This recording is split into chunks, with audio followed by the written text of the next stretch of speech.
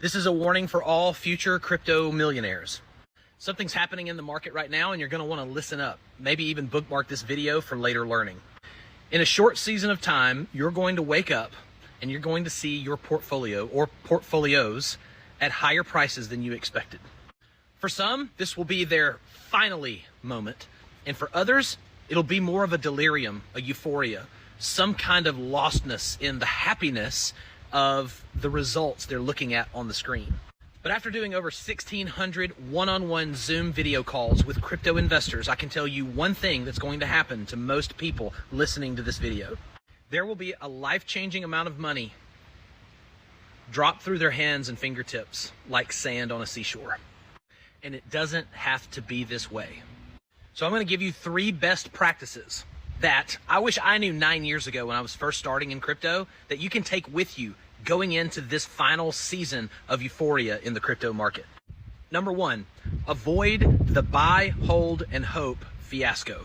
One of the great things about crypto is that it's easy to get into. I call this the sword and the stone paradox. It's very easy to pull the sword out of the stone, but once you do, knowing how to sword fight is the real actual battle.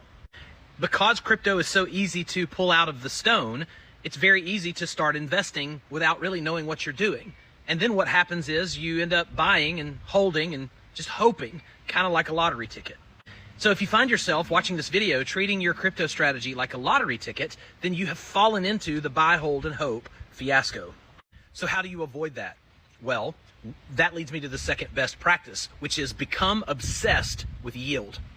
Develop yield-bearing strategies, not staking with your central exchange. That's not what I'm talking about, but creating true optionality in your portfolio. You see, just like a business, you want to run your portfolio like a well-oiled machine, and buy, hold, and hope isn't the answer. But cash flow is the lifeblood of any business. That's also called yield. And that yield, that new capital that you're creating daily, weekly, monthly, is the optionality. It gives you creative options to both mitigate risk and also take on risk. Number 3, have an end game strategy. This is huge. This goes back to my initial warning. Yes, you gotta have a profit-taking strategy.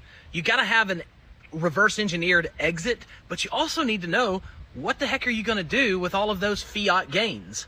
Here in the US, we pay capital gains taxes, and I have ways that I will be using very proactively with me and my members to lower our capital gains liability. That leads me to the leverage part of the crypto flywheel. This part of the flywheel is not about leverage trading. It's about collateralization of our wealth. I can use the windfalls from the rest of the crypto flywheel, cash flow and appreciation,